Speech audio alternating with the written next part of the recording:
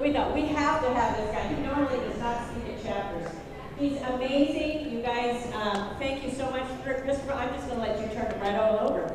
There you go. Thank you very much. All right, let's get started. Today we are talking about artificial intelligence and the future of sales, how it's being used today to make sales better. A lot of what we're going to talk about in the next 45 minutes will be about the use of AI, and then we're going to have an extended Q&A to talk more about sort of the general technology that you as speakers would want to have that in order to get to artificial intelligence. If you're just starting out in your speaking business, some of this will not be immediately applicable, but it's good for you to know. One of the most popular questions, of course, is where do you get the slides? You go to wherecanigettheslides.com and you will get a copy of the slides. This would be a good time to take a picture with your phone. So the number one problem in sales, of course, is we want to make more money. The second problem we face in sales and marketing is that in many cases, we don't know very much about the people we are talking to. And so this leads to us being ineffective at sales. This leads to us either not getting as much money as we want or having absolutely no idea who it is that we're talking to. So what we do is we tend to try and do the things that we hear at conferences. We should create more content. We should do more stuff. We should publish more things. The problem with this is that as in the world we live in today, there's already too much stuff. There's already too many tidal waves of content. My friend Mark Schaefer calls this content shock, where we, as communicators, publish more content than human beings can possibly consume. And this is a problem that IBM first called the 4V problem. The first problem we face is a volume problem, the amount of stuff we create, the amount of data that is out there in the world. This year, in 2018, we are on track to hit about 30 zettabytes of data as a human population created. Now, a zettabyte's really hard to get your brain around. It's kind of it sounds like a silly made-up number. Imagine 1 gigabyte. 1 gigabyte is about a Netflix file, right? So you watch one movie on Netflix, that's about a gigabyte. If 1 gigabyte was a physical brick that you could hold in your hand, here's how much data we're creating every day. We are building 14 Great Walls of China per day. By the way, there's 30, I forget how many billion bricks are in the Great Wall of China. Either way, that's how much we are competing with. We, as communicators, are competing with that lovely little slot machine in your pocket that has 5 million different apps for it. Some of you are on it right now. And because, well, because these machines are so rich and so interactive, we are competing, and our message has to be stronger than the other 25,000 options that are on your phone.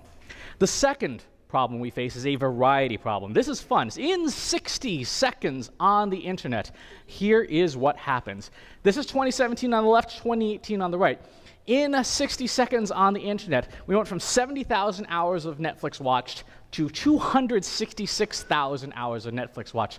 From 16 to 18 million text messages, from 452,000 to 481,000 tweets sent, from 990,000 swipes on Tinder to 1.1 million swipes on Tinder. I'm guessing mostly left. I could tell the age of who's in the audience by who laughed and who was like, that's not funny. This is the variety of content. So as communicators, not only do we have to create more stuff, but we have to be in more places all the time. How do we figure out where to be? Because you can't do all this. Well, nobody can do all this as a single person. The third problem we face is a velocity problem, how fast information is happening. How many of you, out of curiosity, have ever published a press release? Okay. How awesome was it? Was it an enjoyable process? Yeah, no. They're anywhere from $200 to $1,200. Guess what? There's about 9,000 of them published every single day. So the fact that you published one was great, but not really impactful. The number of news stories a day is closer to 200,000. This year, we are on track to hit about 100 million news stories. That's 200,000 news stories a day. If you were on the front page of the New York Times as the motivational speaker of the year, guess what? There's 199,000 other news stories that are competing for people's eyeballs that day. This is our future. So the fourth problem is a veracity problem, that the truthfulness of the data we are working with. And not talking about headline stuff like fake news, but the fact that all the data that you have access to as a marketer, as a communicator, as a salesperson may not necessarily be right. Here's a silly fun example. A few years ago, if you were to type in directions from Topeka, Kansas to Tokyo, Japan, at one point Google would have told you to kayak across the Pacific Ocean. This is a bad idea.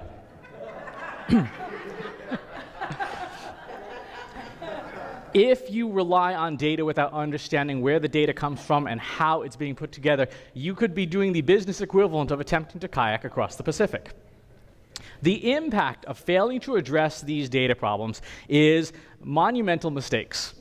I love this photo.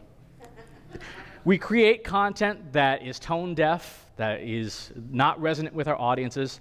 We frustrate our customers. They want something and we don't give it to them. And frankly, we create boring crap. How do we create content that people actually want? How do we sell people the things that they are actually asking for? The answer, at least for today, is artificial intelligence. The three things that artificial intelligence does better than what we as humans do are acceleration, accuracy, and automation. Acceleration means getting to results faster. When you have a lot of data, whether you're a single person who's a solopreneur or whether you are running a Fortune 10 company, you need to get to answers faster. You need better answers. In many cases, we have the data. If you have a website and you're using a piece of software, Google Analytics, guess what? You've got the answer. It's just a question of trying to find it. And third, especially for speakers, we don't have more than 24 hours in the day. Nobody does. Right? So the more that we can automate, the better. When it comes to things like, for example, social media, how many of you post regularly and frequently on social media? Oh, a few of you, hold your hands up. Hold your hand up if you do more than an hour a week of just posting stuff. Okay? More than 5 hours a week of just posting stuff. More than 10 hours a week of just posting stuff, not talking and replying. Okay, so between 5 and 10 hours. How long does it take if you use automation? 2 to 3 minutes a week, right? So you can accelerate drastically and get that time back to focus more on the business that you want to be running. So, what is artificial intelligence? Artificial intelligence is a big, big umbrella term that basically means we're trying to teach machines to be like us, to do the things that we can do. If you look at what Harvard says human beings do, first we become aware, sensory. We develop the ability to see things and hear things.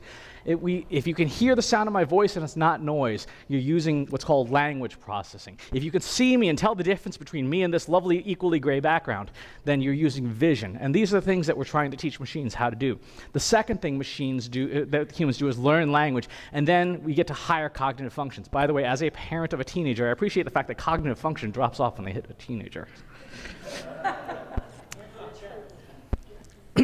Here's where machines are going. Machines are following a very similar journey, first with algorithms, then with what's called machine learning, then deep learning, and eventually we will get to what's called general purpose AI, where a machine becomes sentient, where it becomes just like you and I. At that point, we will have to have an existential discussion about who gets to run the earth. So let's talk about algorithms. Algorithms are something that you as a salesperson, as a marketer, as a communicator use every single day. You may not write code down for it, but chances are you probably put on the same article of clothing first every morning, right? Some people put their shirt on, some people put their pants on, some people do really strange things, but you do it consistently. These are algorithms, and this is the building blocks of what eventually becomes artificial intelligence. You're using them already. If you've ever sent an A/B test in an email program, you've used an algorithm. If you've ever tried to optimize your website, you've used an A/B test. From there, we get to what's called machine learning, and there's three-ish varieties of this. Let's say you had a pile of Lego blocks, and you want to use machines to try and understand this. This is pretty easy for us to understand because there's only a few blocks on the table here. But now imagine you had 1 billion or 2 billion or 3 billion, a number of blocks that would fill this room. How would you be able to understand them all? The first type of machine learning is called supervised learning, where we teach the machine to look for something specific. So we show the machines, this is a red block, this is a red block, this is the color red, over and over and over again, and until the machine learns, oh, that's red, and then every new piece of data we give to it, it can say, is this red, yes or no? We see supervised learning being most used in in machine learning for trying to find needles in haystacks. A really good example of this is in oncology. So IBM Watson, there's this woman in Tokyo, the University of Tokyo was working together with IBM on this, where she had leukemia and she was not responding to treatment. She was getting worse and worse and worse, and doctors couldn't figure out why. So what IBM did was they sequenced her genome, fed that to Watson, and then took 233,000 oncology journals, fed all of those to Watson about leukemia in general, and said, Watson, figure out why this is not working. So Watson dug through the genome, dug through the journals, came back and said, you're treating the wrong kind of leukemia. Based on supervised learning, said, this is the leukemia she has. It looked for the characteristics through all that knowledge and said, nope, you got the wrong one. Now, here's the fun part. It's not that Watson did this, because that's kind of cool, but you could see an army of humans eventually doing this. It's that Watson did it in 11 minutes. So that's supervised learning. Unsupervised learning is, instead of trying to figure out what's this thing, we want to have the machines help us figure out what are all the different ways we could sort our blocks. We could sort them by colors, we could sort them by shapes, by sizes, things like that. This is really useful when we want to understand a lot of something that we have a pile of stuff. The previous speaker, Dr. Carey, was talking about, it's the folks who are influenced, talking about reading news headlines to try and figure out what to speak about. I wanted to do something similar, so I took 71,000 paragraphs and turned them into a chart in 5 minutes because I needed to understand about 2,000 articles very, very quickly. I don't have time to read 2,000 articles, but a machine does. So instead, I had it distill it down and so I could understand, okay, these topics are the things that this is about. Now I can go on about my day because I've gotten the insights I want. Again, this is something that this is in particular is called topic modeling, but if you want to be able to understand a lot of information very, very quickly, this is how you do it. Machine learning is mostly math. How many people love math? All right, this is amazing. Most people are like, I don't, and I'm surrounded by people, I'm not going to raise my hand. Most of machine learning really is about probability. What is the probability that this is or is not the answer? And so there's all sorts of cool, fancy names for it, but at the end of the day, machines are still doing math. And so if you are comfortable working with software that does math, you will eventually be comfortable working with machine learning. The third branch of machine learning is called deep learning, which is where you take lots of these different algorithms, lots of these different techniques, and stack them together. And what you get are machines that think like us, only faster, better, and cheaper. Out of curiosity, does anybody use Google's free Translate app, either on the desktop or on their phone? Okay, good. A whole bunch of you. Did you notice about 2 years ago it got substantially better? Like it went overnight, just got super better. Why? Google used deep learning. They said instead of trying to figure out how to translate English to Spanish and English to Dutch and so on and so forth, they fed all 130 languages that Google works with into their deep learning system and said, figure it out. Language, figure it out. Google found, and for those of you who are biblical scholars, this is from referencing the Tower of Babel, Google figured out there's a proto-language underneath all human language that it distilled out. And so now when you use Google Translate, it goes English to Google to French, or French to Google to German, or German to Google to Swahili. Which also means, by the way, if you want to have some fun, you can put sentence fragments together from different languages and it'll all come out like it's Swedish in the end. But that's the power of deep learning, the ability for machines to do much, much faster stuff and understand things that are beyond our abilities as humans.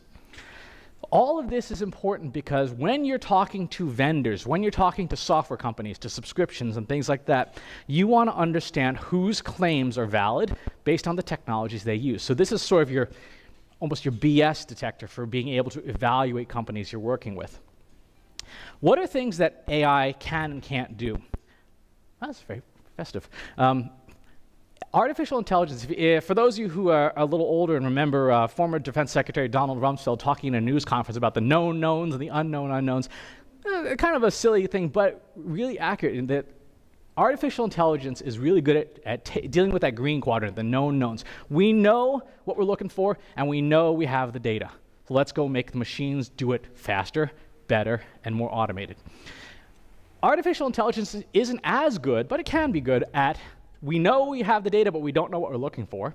Or we don't know that we have the data, but we're pretty sure that an answer does exist. And artificial intelligence is really bad at we have no idea what's going on, right? This is a good thing because this section here is where humans continue to be employed. Everything else is up for grabs. So let's look at some very specific tools. We're going to look at 4 categories of tools today. We're going to look at driver analysis, time series forecasting, unstructured text, and natural language communication. Driver analysis is first. How many of you use software like Google Analytics or CRM or something? Okay, a decent number of you. How many of you have set up a goal to say, like, yeah, I want someone to fill out the book me as a speaker form? Okay, that should be some homework for those of you who did not raise your hands. What comes next is, okay, well, what convinces people to fill out the book me as a speaker form? What convinces people to fill out the form or pick up the phone? If you have the data, then you can use machine learning to say what combination of variables leads to this outcome, and then you can test it. So maybe it's email, or maybe it's Twitter, or maybe it's YouTube, or maybe it's a combination of them. The more data you have, the better the machines can figure out this is what actually creates the outcome we care about. And more importantly, for those of us who don't have more than 24 hours in a day, this helps us figure out what to stop doing. If we put in all of our marketing data and all of our sales data and everything we know, and the machine comes back and says, yeah, don't bother with Facebook, guess what? That might have just freed up an hour of your day because you know that it no longer has impact. This is another example here using CRM data. What combination of channels leads to this closed won column? I won a deal. Webinars and referrals in this example. Okay, I'm going to do more of those things first. That's what this driver analysis does. And they're great tools. One of the ones that I showed earlier here, and this one here is called Watson Analytics. I'm sorry, that's the previous one. Watson Analytics is from IBM. It's about $30-ish a month. This is a good example of this type of technology. This is using retargeting software. So one of the things, this is actually advertising software. I want to show ads for my speaking business on websites that are talking about public speaking, about keynote speakers, etc. Because if you're on a page on a website that is talking about that, chances are you're not there just for fun. You're there because you're probably trying to figure out who to book for an event. Regular advertising systems struggle with trying to get coverage. You're given some targeting options like maybe company size or number of visits or things. With more advanced advertising systems, I can focus on the content of each page and only show my ads on pages that are about my specific topic. So in this case, I want to say, I want to be promoting myself as a keynote speaker on pages that are about public speaking. And so these advertising packages allow you to do that. The second application is called time series forecasting. And this is taking data now and trying to figure out what's going to happen, what's likely to happen next. I use search data a lot for this because people will type things into Google that they will never tell another human being. If you are, for example, looking at speaking inside of a corporation, who is searching for a keynote speaker? It's not the CMO, it's the intern. Right? And so we want to figure out, based on all that search data, when are people going to be searching for things the most? We did this recently in a speaking group I'm in on Facebook. This past June 10th, we did this forecast in January, but this past June, the week of June 10th, was the peak time for the first half of the year that people were looking for keynote speakers. And so we all started running more ads that week and increasing our budgets. And a couple of the group members said, yeah, I got substantial, like 40% more bookings because I had the week correct than I did the previous year. And it's relatively easy stuff to use once you've got a forecast. This is one I did recently for women's shoes. Knowing what week each term is going to be selected. So if you are a motivational speaker, or you are a business speaker, or you're a psychology speaker, there are search terms that are related to the topics you talk about. You want to have that analysis done and figure out, okay, this is when in the next 52 weeks I want to be prominent for. This is an example using different hotel brands in Cleveland. The week for most of these hotel brands is the week of August 5th, 2018. I don't know why. I'm not from Cleveland. I have no idea what happens in Cleveland other than I know there's a university there and I think there's a sports team of some kind there. I'm a geek. I don't know these things. But we can then tell hotel brands, these are when you need to be advertising in the Cleveland market and for people who are searching for the Cleveland market to maximize your returns. So time series forecasting is an extremely valuable tool for anyone who's doing sales. Imagine if instead of having to pick up the phone and cold call 5 people every single hour of every single day, you knew, okay, this week I got to do 20 calls a week. 5 weeks from now, maybe I'll do 1 or 2 calls because no one cares. Like here, this whole month of December, nobody cares. Apparently nobody goes to Cleveland in December. I don't know why. Haven't been there in like 30 years, couldn't tell you. The third is unstructured data understanding, and this is where we get into the really interesting stuff. You saw how much news and information and content's being created. You're in 1.5 million Facebook groups and LinkedIn groups and email newsletters. How do you get at the information? Using what's called unstructured data mining or text mining, we can figure out that there are mathematical patterns to language and understand those patterns. So this is one I did recently, trying to understand. I was doing, this is from a credit bureau. What are the words most closely related to the word sale? In this case, for this particular data set, the foreclosing and auction are the 2 words that are mathematically closest related. So now, when we advise that credit bureau's service team, here are the types of products, the types of services that you should be focusing on. Guess what? It's going to be about foreclosures. So imagine your speaking business. What do you speak about? Now pull in a couple 100,000 topics, or maybe all of the emails you've ever received. When people ask about you as a speaker, what do they say? I pulled 118,000 articles, the headlines from 118,000 articles about keynote speakers. And I said, what are the words that are mathematically closest related to that? Words like keynote, obviously national, graduation speakers, of course, convention speakers, foundation speakers, motivation speakers. And so if you know what people are hearing and the words that they're being exposed to in articles about your field, you know how to structure your sales pitch. You can make sure that what you're saying is relevant and will resound with what people are already comfortable with.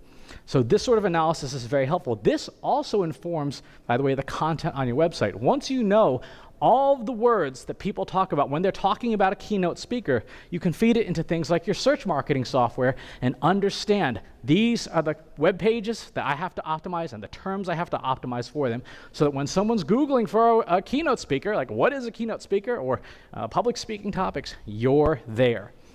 This is how you get business, especially when you don't have time to be doing a ton of content every single day. You focus on the most important stuff like motivational speaker. How many people love that term?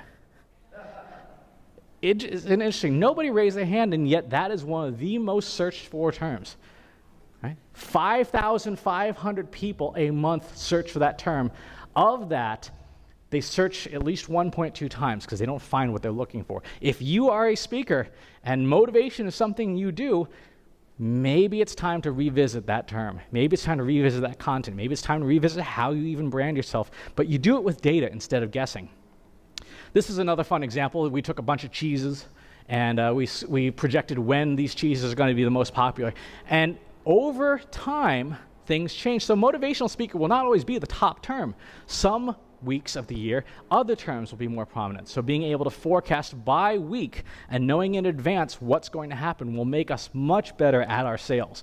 If we know, for example, you're a cheese salesperson, right? And you're selling mozzarella, you run a cheese shop, you're selling mozzarella right now. Well, guess what? In July, if you weren't selling halloumi, you missed a huge opportunity because people apparently grill halloumi and make sandwiches out of it. I don't know, I don't eat that much cheese. But knowing that would allow you to pivot how you sell. And just like with your speaking business, with your topics, with your books, with your coaching seminars, with your trainings, knowing what people are searching for when will help you figure out how to sell better. And the fourth area of technology that AI is very helpful with right now is in conversation. How many of you have like a contact me form on your websites? Okay, good. How many of you watch that form in the inbox it sends emails to 24 hours a day? Nobody, right? Because you do have to sleep. Well, with things like chatbots, you can actually have a machine doing that for you all the time. HubSpot just announced this in their software. For free, for every edition of their sales CRM, you can build a chatbot that will at least let you do qualification. Remember Dr. Carey's questions? Do you hire speakers? Do you pay speakers? And so on. You could actually have a bot doing some of that on your website every hour of every day and let you do some more valuable work. Another example of natural language conversation is when you are talking. Right now, you probably notice, why is this idiot standing up here and say holding a microphone while he's got a microphone on? It's because I'm recording my talk into my smartphone there, the video and the audio. I'm going to take this audio, I'm going to feed it to an app called Otter, and it's going to transcribe my talk, because I don't have more than 24 hours in a day. But I want to do video. I want to do a podcast. I want to write blog posts. So if I just do the video, I can pull the audio out. Surprise, there's my podcast. Right? I take the audio, I put it into a piece of AI software that does a transcription. Great, there's my blog post. Do enough of these talks over time, guess what? Now I've got a book. Right? And then I have put stuff in my newsletter. So instead of trying to create new stuff all the time, be much more efficient with the time you have by using technology to fill in those gaps. You have to get started with this stuff sooner rather than later. And I remember this is in wherecanIgettheslides.com, so you don't have to scramble. But these are some URLs to get started with some of these things. Some of them are affiliate programs. But getting started with this matters so much right now because artificial intelligence technology scales so fast that the first movers have advantages that become very, very difficult to overcome. Ask anybody who's tried to compete against Amazon how well that worked out for them. Right? But the only other company that stands a chance is Walmart. Right? So how do you get started? It's what's called a journey from bottom to top of how do you get started doing this. First is you need to have your data.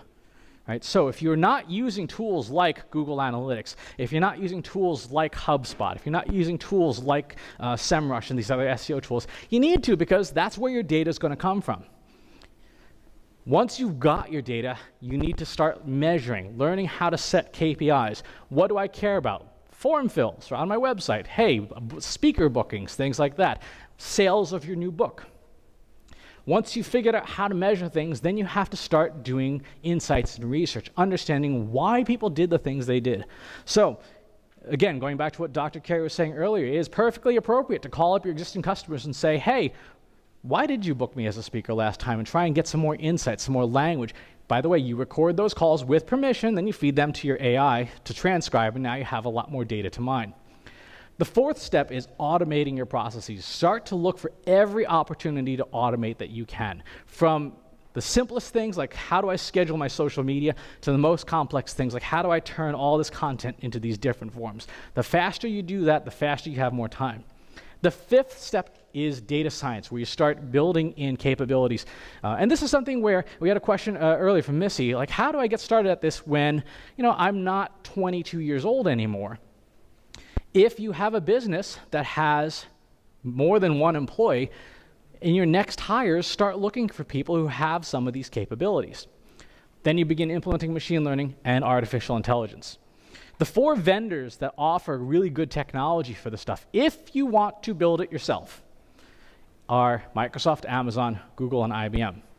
Here's the rule of thumb when it comes to AI technology. If you have money and you don't have time, like months to train yourself on this stuff, your best bet is to just hire or outsource somebody to do this for you, because it's going to be a lot less frustrating. All you will do is be the conductor of the orchestra. You'll hire your first violin. If, on the other hand, you have time but you have no money, build it yourself. Learn how to do the stuff. Almost all of the examples shown here are built in either one of these 2 programming languages. R is the one I use because I'm older and it's easier for me to understand. Python is good if you've never programmed before. These are all free of financial cost. The only investment is your time. It will take you, if you spend an hour a day on it, 6 to 12 months to get really good at it. But it's worth it. And oh, by the way, data scientists themselves, you may find that, screw this public speaking stuff. Data scientists make $300,000 to $500,000 a year. How do you prepare your company for artificial intelligence? You're going to need 3 kinds of people. If data is the new oil, and I love this expression because how many of you have ever held crude oil? No? Okay, it's kind of a black tar. It's stinky, it's disgusting. It doesn't do much except make thick black smoke. You need to get the oil out of the ground, refine it, and then get it to market. In the same way, your data is just like that. You have to get it out of all the systems you have, prepare, refine it with data science capabilities, and then bring it to market. So the 3 skills that your company needs are developers. Here's Steve Ballmer sweating profusely and screaming at people about this. Data scientists, people for whom this is perfectly normal, everyday work. By the way, for those of you who went to Influence, this is the formula for calculating social media influence. It is complete probability. And then marketing technologists, people who can actually take the data and make good business use of it, because the data itself and even the analysis isn't helpful unless you actually do something with it. How do you prepare personally for a world with AI? The first thing you need to do is embrace multidisciplinary skills. And for a lot of folks who are public speakers, we are this anyway. If you're a solopreneur, you have to have multidisciplinary skills because you can't run your business without it. If you look at the top 10 most in-demand skills right now, this is via LinkedIn, we can automate substantial parts of any one of these areas. We can automate a substantial part of network security. We can automate a substantial part of SEO. What we can't automate right now are people who can do multiple things. So if you're really good at statistical analysis, data presentation, and mobile development, that's very difficult to automate. So in your own career, if you have multiple different types of skills, that's very difficult to automate. So if you want to future-proof your career, this is one way of doing it, is looking across the different disciplines that you're part of and figuring out how do you add value on top of easy to automate tasks. The second is learning to think like a machine, to think algorithmically. How many of you have enjoyed or even said the expression, there's an app for that? Right? That is algorithmic thinking, because you stop thinking about how do I solve this problem, and you start thinking, how do I get a machine to solve this problem for me? Is there an app for that, or there's an app for that, is a great way to start thinking that way. What part of your business, how many parts of your business are repetitive? How many times a day, a week, a month, a year, do you do the same things over and over again? Guess what? If you're doing the same thing over and over again, you have a candidate for automation. The third area where we want to up-level ourselves is in overseeing the machines and learning how to quality check them. There's a fascinating piece done by ProPublica. A police department in, I can't remember where, it's somewhere in the state of Georgia, attempted to create a predictive algorithm using machine learning about who would be likely to re-offend, who would be likely to commit another crime. The algorithm was 20% correct, right? You would have done better flipping a coin, but the algorithm flagged African Americans as 5 times more likely to reoffend than they actually did. Someone built their bias into the machine. And so if we don't, as people who are running businesses, as people who are growing businesses, if we don't have someone, or we don't train ourselves to quality check the machines, we can have very insidious biases of our own built into what the outcomes are. We have to know what the outcomes are and help the machines reach those outcomes. So being able to oversee the machines is very important. We also need to be outcome focused. There's a fun chart I used to keep in my office about all the different ways you use this particular type of deep learning model. And what I would do is once a month, I would check off like, okay, I learned this thing. I got through about a quarter of the chart because I was thinking, okay, I want to teach myself how to do these pieces. Then I went to IBM Think in March, and they released Watson Studio. Instead of having to learn how to code every single one of those pieces, they made it a nice little drag and drop block system. So now all I need to do is focus on the outcome, and it writes its own code, which is a little scary when you think about it. But because it writes its own code, I don't have to think about the implementation. I have to think about the outcome. What do I want the machine's outcome to be? So when we're evaluating systems, focus on how easy it makes to define the outcome. In the future, there are going to be 2 jobs. Either you will manage the machine, or the machines are going to manage you. And really, this isn't much of a futuristic statement, because this happens now. I was at our local grocery store, and I saw a guy with a little cleaning supplies cart, and he had those little scanner things like you see at the checkout line. And he would walk to the aisle and aim it at the top of the rack, and then go down the aisle, clean the aisle, get to the end of the aisle, and scan the other end. I'm like, what is this guy doing? Turns out, he is measured by his office by how quickly he moves through the aisles. If he moves too fast, he missed stuff. If he moves too slow, he's unproductive. And so instead, a machine is managing him to have an optimal time of transit from beginning to end aisle to the end of the aisle for how quickly he cleans a store. So we're already being managed by machines. If you use your smartphone to manage your calendar and your appointments and your email, guess what? You're being managed by a machine. You have just done so voluntarily.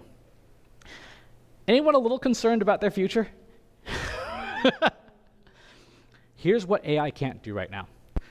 AI is exceptionally bad at things like empathy, at things like judgment, at taking advantage of general life experience. The more gray you have in your hair, the more experience you have across disciplines and in scenarios that machines have not learned how to predict yet. And most important for sales, machines cannot effectively manage relationships.